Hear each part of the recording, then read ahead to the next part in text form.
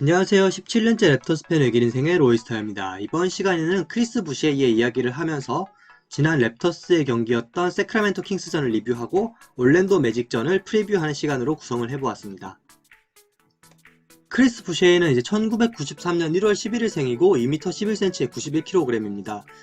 카리브해의 한 섬인 세인트 루시아에서 태어나서 5살 때 몬트리올로 이민을 가서 캐나다 국적을 가지고 있습니다. 크리스 부시에이는 만 16세에 고등학교를 중퇴를 했는데요. 그 이후로 식당에서 이제 요리사 겸 접시 닦기 생활을 했습니다. 그렇게 지내던 부시에이에게 우연히 기회가 찾아왔는데요. 한 농구대회에서 이제 보결 선수로 제안을 받고 뛰게 되었습니다.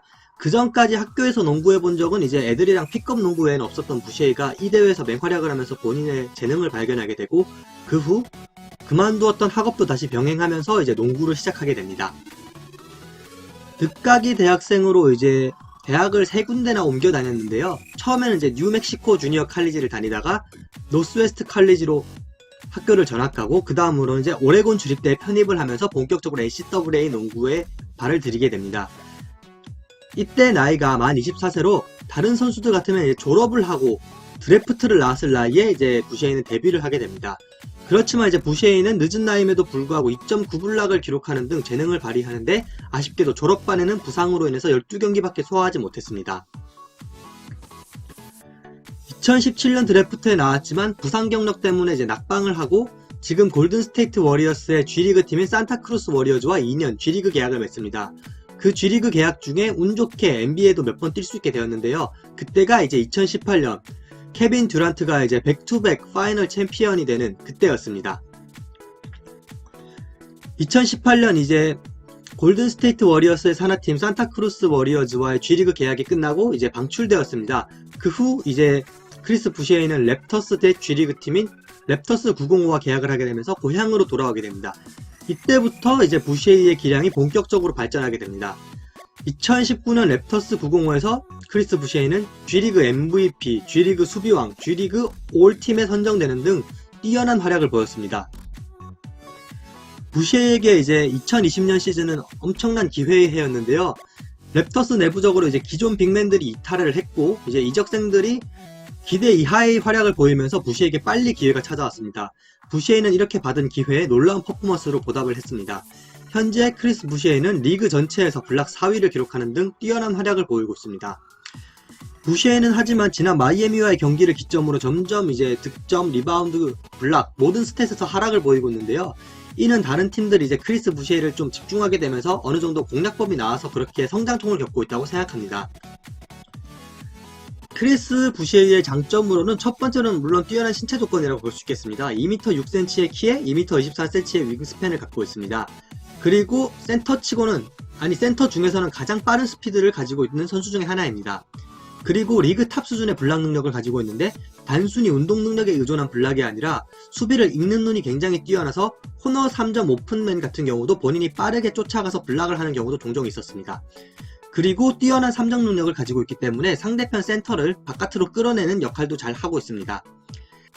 부시에이의 단점이라면 2m 6cm의 키치고는 이제 마른 체구가 있고요. 이제 또 드리블 스킬이 투박하며 공격 스킬이 이제 3점슛 외에는 이제 이렇다 할 공격 스킬이 아직은 갖춰지지 않았습니다. 근데 이제 부시에이급 되는 선수들은 자신의 약점을 보완하려고 힘쓰는 것보다는 강점을 강화시켜주는 이제 가드들과의 호흡이 훨씬 더 중요합니다. 지난 경기 리뷰입니다. 세크라멘토 킹스와 124대 126으로 패배를 했습니다. 일단 124득점으로 어느정도 다득점에는 성공했지만 랩터스의 수비가 훨씬 나빴습니다. 자유투 획득 같은 경우에는 33개의 자유투를 획득하고 이제 고무적이었던 건 파스칼 시아캄이 혼자서 14개의 자유투를 획득하는 등 골밑 공략이 적극적으로 잘 이루어졌습니다. 여우 사냥, 디에런 팩스가 이제 24득점을 올렸는데요. 어시스트보다 턴오버가 더 많았던 점을 생각해 본다면 어느 정도 팍스에 대한 제어는 괜찮았다고 생각합니다. 좋았던 부분을 꼽자면 첫 번째로는 이제 유타 와타나베가 12득점으로 커리어 하이를 세웠습니다. 처음에는 이제 와타나베가 G리그급 선수라고 생각해서 가비지 타임에나 출장하지 않을까라고 생각했는데 뛰어난 수비를 바탕으로 어느덧 로테이션 핵심 멤버로까지 올라왔습니다. 그리고 파스칼 시아캄이 32득점을 올리면서 이번 시즌 득점 타이 기록을 세웠습니다. 랩터스 경기를 보면 좀 계속 안타깝게 생각하는 게 이 랩터스의 저력으로는 재능을 이길 수 없는 것일까라는 의문이 들고 있습니다.